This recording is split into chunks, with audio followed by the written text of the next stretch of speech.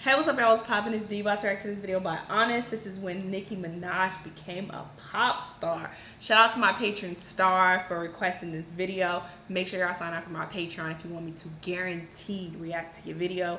So yeah, we're gonna see when Nicki Minaj became a pop star. I'm gonna say years ago. This is like 2012-ish.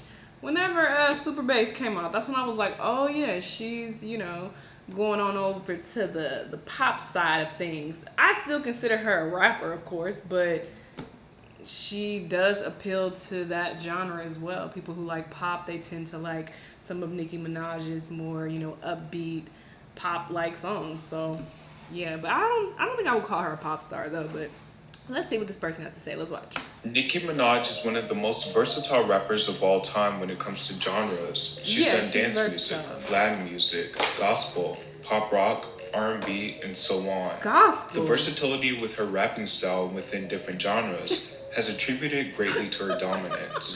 When Nicki broke out on the scene in 2010, popular music was quite different, mainly because rap was not the top genre.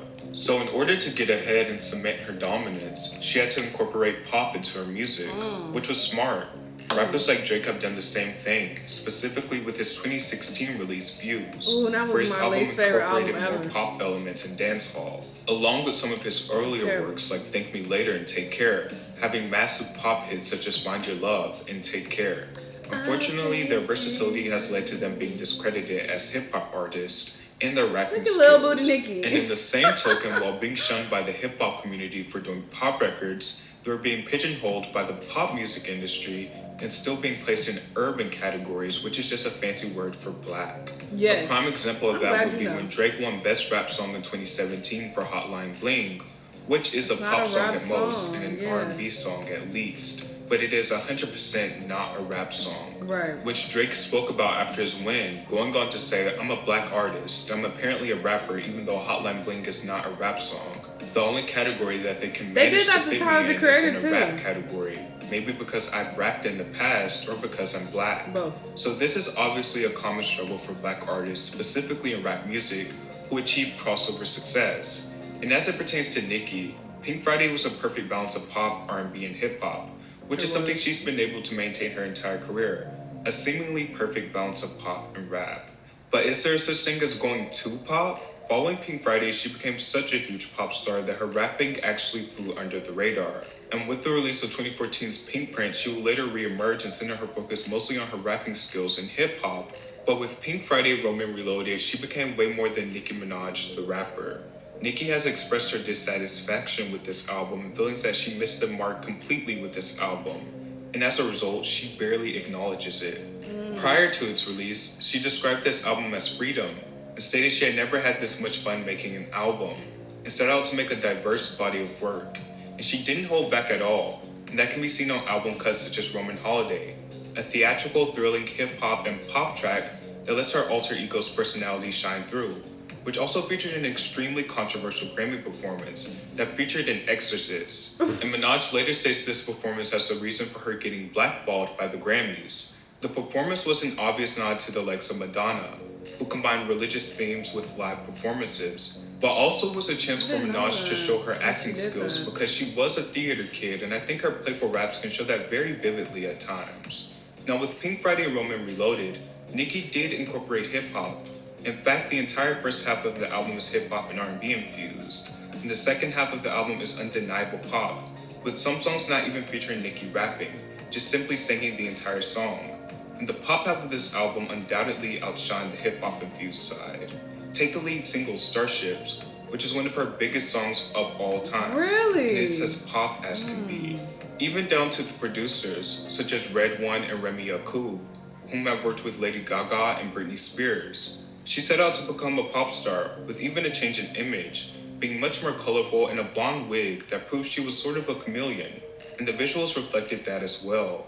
They were colorful, carefree, and in your face. During this time, she was also keeping her momentum in the hip-hop community with hits like Right By My Side and Beats in the Trap, and her multiple features. But in terms of commercial success, they were outweighed largely by her pop hits, which had many people calling her a sellout. She would also go on to release Pound the Alarm and Va Va Voom, dance pop songs with colorful accompanied music videos that could fit right in with her contemporaries during that time, such as Lady Gaga, Katy Perry, and Kesha.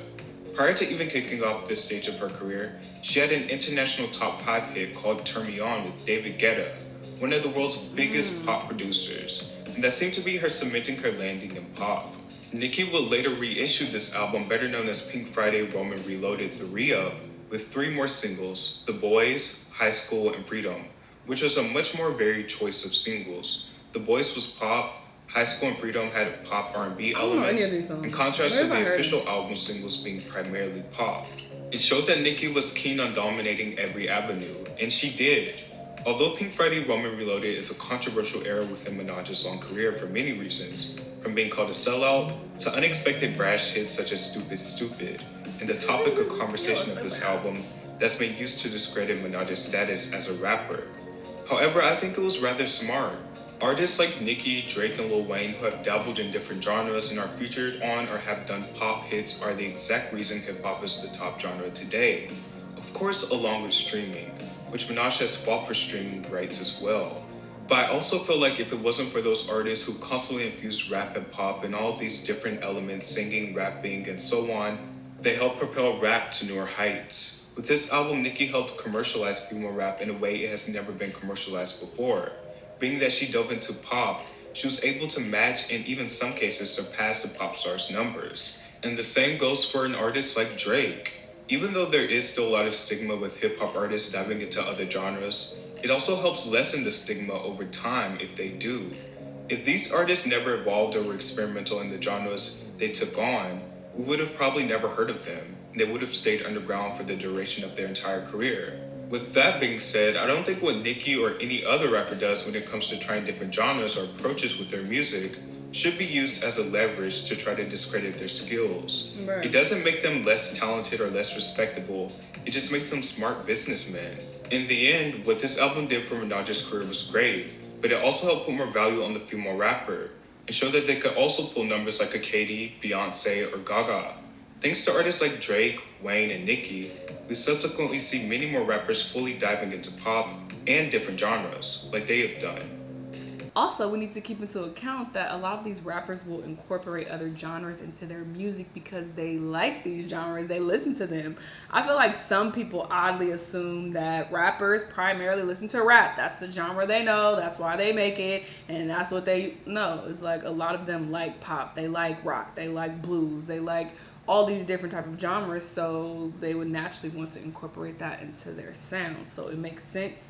But yeah, I'm personally not a pop fan at all, so Nicki Minaj's pop songs, a lot of them I don't even know because I don't like her pop sound whatsoever, because I don't like pop, I don't like the genre like that. So yeah, I like when she's super rapping, she's talking her shit. That's the Nicki Minaj I really like. But I understand her wanting to incorporate that into her music because yeah, it's gonna make you appeal to a larger audience. So it is smart business wise, but I think she genuinely likes pop. I think she likes to sing. I think she likes this genre. So, you know, yeah, include it in your music, do you know?